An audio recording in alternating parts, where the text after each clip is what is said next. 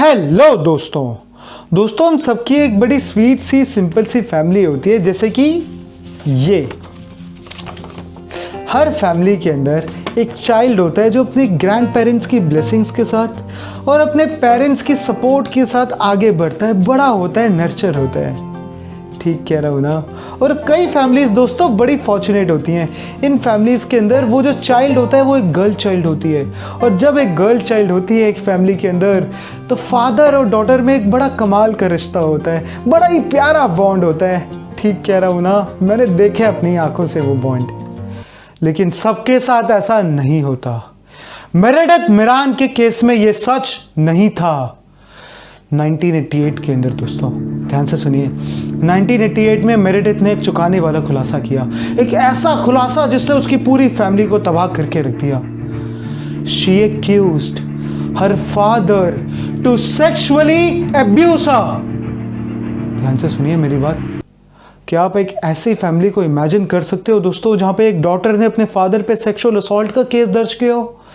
एक मोमेंट के अंदर दोस्तों, एक मोमेंट के अंदर उनका ये फैमिली ट्री फट चुका था। आधी फैमिली मेरेडिथ मिरान को सपोर्ट करने चली गई और रेस्ट उसके फादर्स को डिफेंड।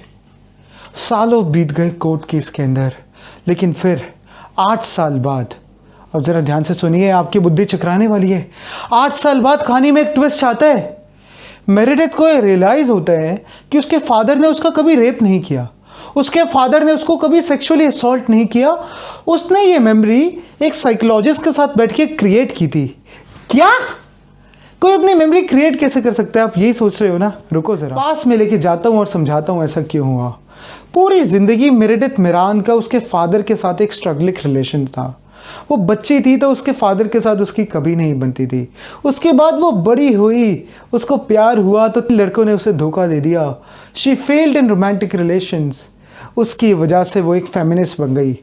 अब क्या होता है दोस्तों, एक लॉ ऑफ अट्रैक्शन होती है एक चीज़, जिस टाइप का हम सोचने लगते हैं वैसे वैसे विचार हमारे माइंड में आने लगते हैं। जैसे ही वो एक फेमिनिस्ट बनी, उसको हर जगह लड़कों की कमी दिखने लग गई, जहाँ नहीं भी होती वहाँ पर भी।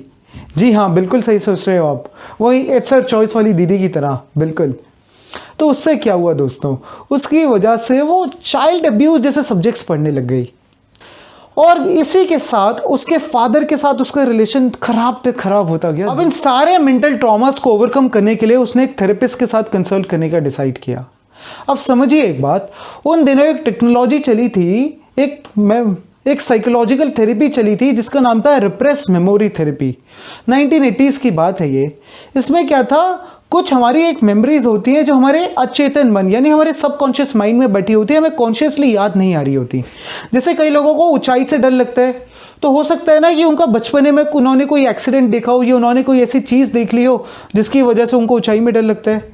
तो रिप्रेस मेमोरी थेरेपी के अंदर, अब आई डोंट नो एग्जैक्टली कैसे करते थे, बट कुछ क्वेश्चंस इस टाइप के पूछते थे, कुछ इस टाइप की चीज़ें करते थे जिससे फॉरगॉटन चाइल्डहुड एक्सपीरियंस, ध्यान दीजिए, ऐसे चाइल्डहुड एक्सपीरियंस जो कॉन्शियस नहीं सबकॉन्शियस माइंड में, वो ऊपर के बाहर आ जाते हैं। तो उसके थेरेपिस्ट ने उसे ये कन्विंस कर लिया कि आपकी प्रॉब्लम्स कुछ डीप रूटेड हैं, कोई बचपने की ऐसी चीज़ है जो आपको अभी तक याद नहीं आ रही।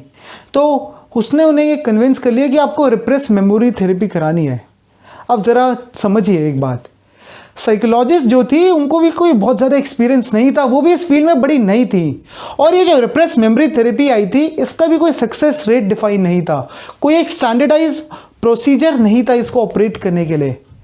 तो अब समझिए एक बात, एक काउच के ऊपर एक फेमिनिस्ट ऑथर है जो चाइल्ड अब्यूज़ जैसे सब्जेक्ट्स पढ़ रही हैं और अपने फादर के साथ उनकी नहीं बनती, और एक इनएक्सपीरियंस थेरेपिस्ट है जो कि एक नई फॉर्म ऑफ थेरेपी के साथ एक्सपेरिमेंट करने के लिए रेडी है।